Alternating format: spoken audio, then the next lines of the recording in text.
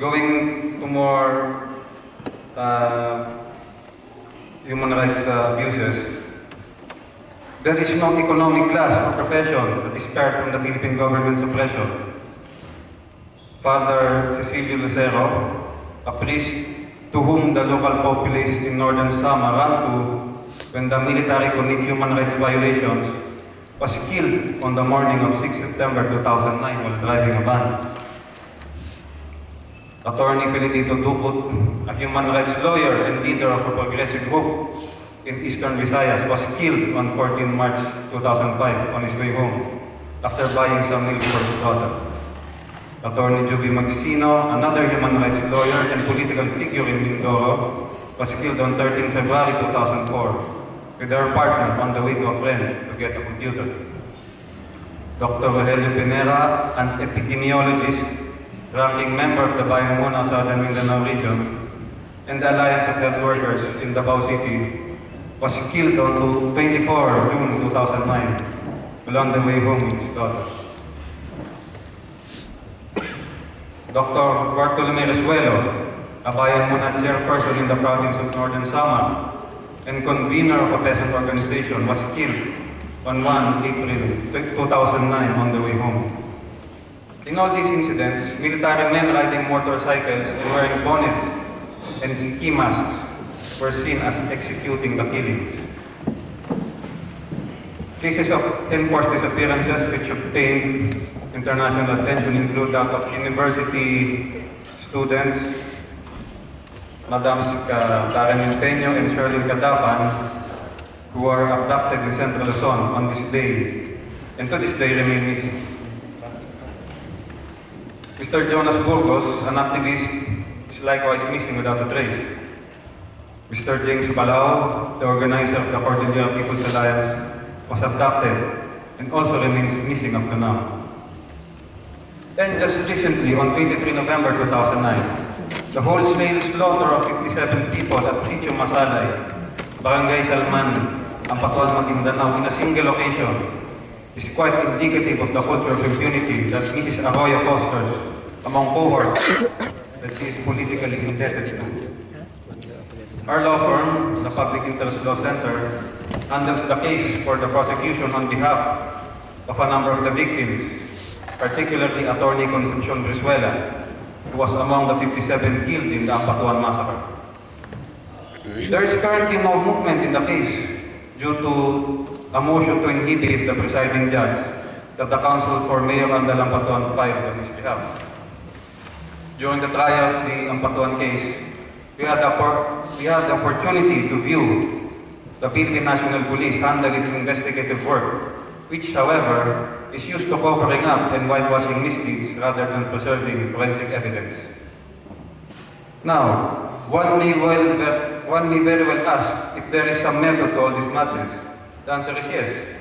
The Arroyo government has set into motion Operation Plan Bantaylaya, or Oplan Bantaylaya, as early as 2002, as the code name of the revolutionary or counter-insurgency campaign designed to end the revolutionary movement in the Philippines before Mrs. Arroyo steps down in 2010. Oplan Bantaylaya itself does not distinguish between armed combatants, which are legitimate targets, and the unarmed civilians, legal and progressive organizations that strive to advance and protect human rights under a repressive regime.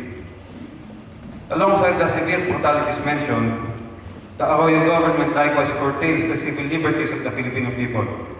Whenever there are scandals that rock the Arroyo administration, such as the multi-billion peso CTE NBN broadband deal and the fertilizer scam, the involved department secretaries or executive officials are prevented from attending congressional investigations and inquiries in outright denial of the right of the people to information concerning matters which are of public concern.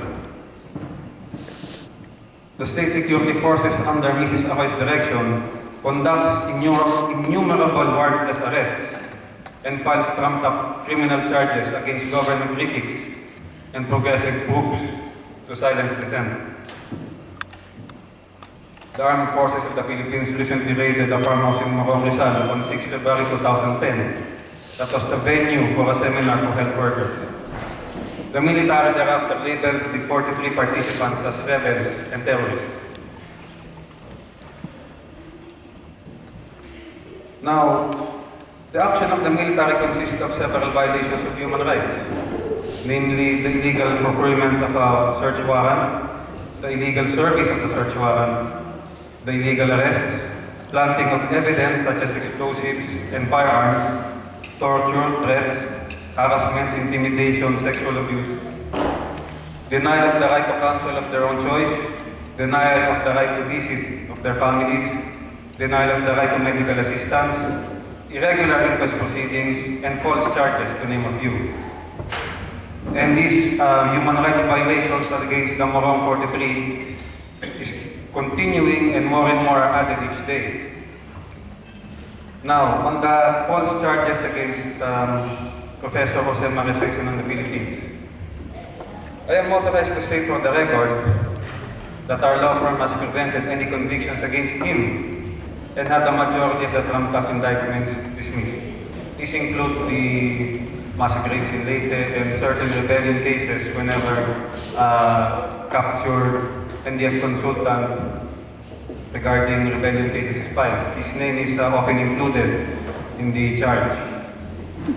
Now, the infamous Interagency Legal Action Group, or the IALAG, is the prosecution arm of the Arroyo administration in its legal offensives against political activists and progressive organizations pursuant to Executive Order 493. This agency coordinates the actions of the Department of National Defense, Department of Interior and Local Government, the Armed Forces of the Philippines, the Philippine National Police, the Department of Justice, the National Bureau of Investigation, the Intelligence Service of the Armed Forces of the Philippines, and the PNP CIDG.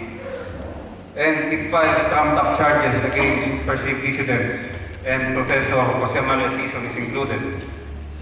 Nevertheless, in the Ladlad versus Velasco case, the Supreme Court rebuked the prosecutors who concocted such trumped-up charges against Professor Sison and other progressives. And I quote, "We cannot emphasize too strongly that prosecutors should not allow and should avoid giving the impression that their noble office is being used or prosecuted, wittingly or unwittingly, for political ends or other purposes alien to or subversive of the basic and fundamental objective of serving the interest of justice even-handedly, without fear or favor to any and all litigants alike, whether rich or poor, weak or strong, powerless or mighty, only by strict adherence to the established procedure may the public's perception of the impartiality of the prosecutor be enhanced." And with that resounding triumph in the legal forum, I end my speech. Thank you all for taking the time to listen.